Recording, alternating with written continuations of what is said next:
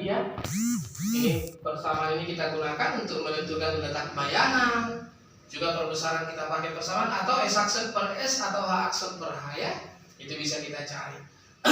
Soal diperbesar atau diperkecil seperti sebenarnya di pemantulan pada cermin kita sudah pernah pelajari 1, 2, 3 itu yang Romawi itu tempat benda, yang 4 juga tempat benda tapi itu udah bagian belakang lensa. Ini yang bilang angka biasa 1, 2, 3 itu tempat bayangan. Nih sama ini bayangan ya. Ingat jumlahnya harus 5. Ingat di cermin sama persis. Jadi misalnya bendanya di ruang 2 nih, bayangan pasti di ruang berapa? Ruang 3 supaya 5. 2 ya, dengan 3 kan 5. Benda di ruang 3, bayangan di ruang berapa? Ruang 2 supaya 5. Jika bendanya di ruang 2, bayangan di ruang 3, oh ruang 3 itu di belakang. Di belakang berarti nyata. Nyata ingat udah pasti terbalik. Ya, ingat itu ya. Satu lagi, wow Pak, tempat bayangan lebih besar. Karena lebih besar berarti nanti bayangannya diperbesar. Beda kalau benda ruang 3. Ruang 3, benda ruang 3, bayangan di ruang berapa? Wah, ruang 2. Mengecil kan? Tempat bayangannya lebih kecil kan? Berarti dia diperkecil. Tapi dia juga sama-sama di belakang. Berarti nyata. Nyata terbalik diperkecil. Itu sifat bayangannya. Pak, bendanya ruang 1 bisa nggak? Bisa dong. Benda ruang 1 bayangan di ruang berapa? Ruang 4, ingat supaya 5. Nah, 4 itu di mana? Pak, di depan. Ini lantai depan ya. Ini bagian depan. Nah, jadi beda sama cermin ya. Jadi kalau cermin kan depan itu nyata. Sekarang ini maya. Maya udah pas ya Pak? Tegak. Nah, oh Pak, tempatnya di ruang 4. Iya, berarti dia diperbesar.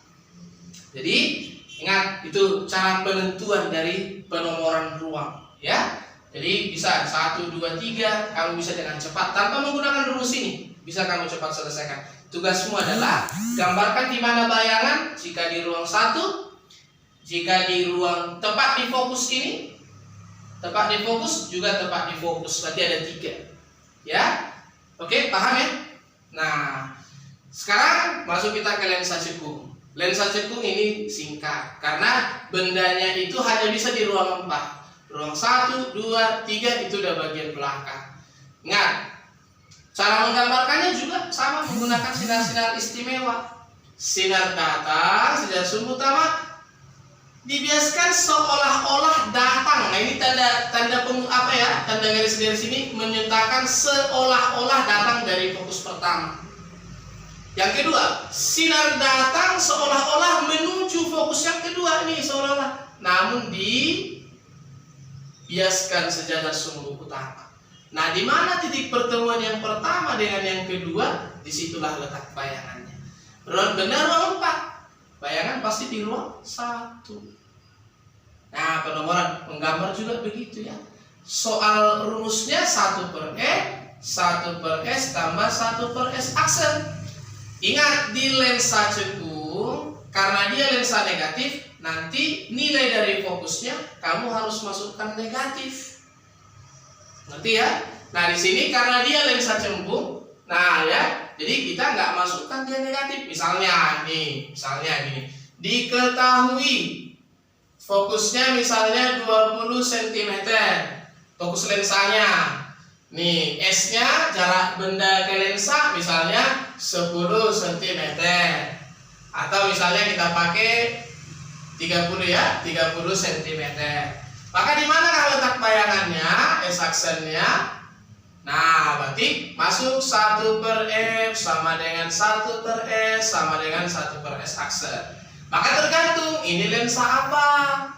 Anggap misalnya lensa positif. Jika lensa positif berarti 1 per 20, 1 per 30 tambah 1 per S aksen. Mari cari nanti S aksennya berapa, paham? Jika Pak ini lensa negatif Pak, oke, berarti di sini 1 per min 20, itu perbedaannya sama dengan 1 per 30 tambah 1 per S aksen. Situlah letak perbedaannya. Oke, jadi tugasmu tadi menggambarkan bayangan sekaligus nanti dari via WA Bapak kirimkan tugasmu dan kumpulkan melalui Google Classroom yang sudah Bapak buat untuk khusus 8A. Mohon informasikan sama teman-temanmu yang lain. Oke? Sekian dan terima kasih.